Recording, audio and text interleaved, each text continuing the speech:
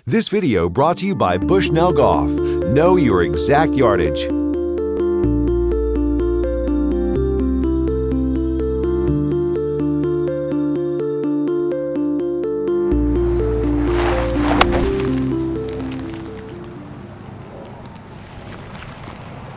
Hi, I'm Todd Sones. I'm at White Deer Run, which has been the home of my golf school for the last 19 years.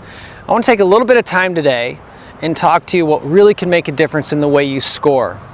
We start with people's golf clubs. So often we see that people don't have the right set makeup in their bag to score as best they could. What we really find, a lot of people do a lot better with less fairway woods and more wedges. Rarely does people really need a 3 and a 5 wood anymore. We find that people do better in their score if they simply have a 4 wood or maybe a 5 wood. When I take people out on the golf course, one of the clubs they probably miss-hit the most that hurts their score is a 3 wood. It's hard to get in the air. You got to have a great lie. It doesn't have a lot of benefit to it. It really shouldn't probably take up a spot in your bag unless you're a very capable player. So think about taking a fairway wood out of your bag so that you can replace it with 4 wedges. I cannot tell you how many people come to my golf school and they've got a pitching wedge, they've got a sand wedge, and an L wedge. The problem is a pitching wedge has 46 degrees of loft, the sand wedge has 56, and the L wedge has 60. So if you think about it, they have a 10 degree gap between pitching wedge and sand wedge, and a 4 degree gap between their sand wedge and L wedge. It doesn't make sense.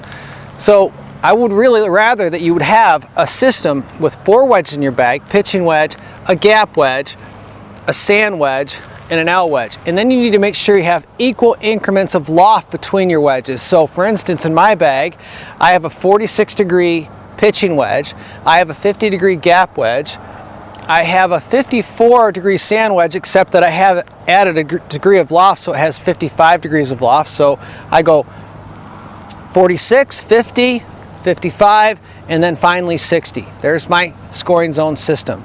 Now from there, you need to know your yardages that you hit your clubs.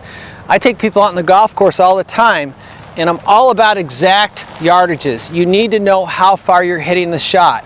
So I love a rangefinder that tells me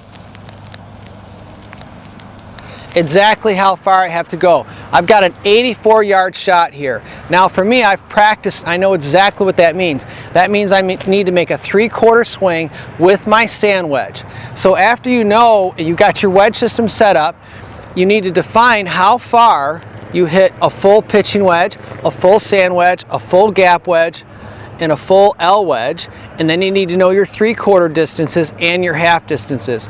Now you've got 12 distances that you can use for a wedge system, and then you can even get very specific. If you're on the golf course and you find that you've got, say I've got a 75-yard shot, downwind, tight pin, I'll probably use my L wedge to that situation, all right?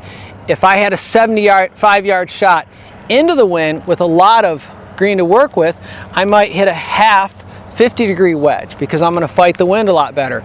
So bottom line is, I'm trying to encourage you to spend some time in your wedge system. Know the distances you hit your golf clubs, your wedges, know the distance to the hole, and have a system that will really help you score a lot better. Put some time into it. It can make a big difference in the bottom line of your scorecard. Good luck to you.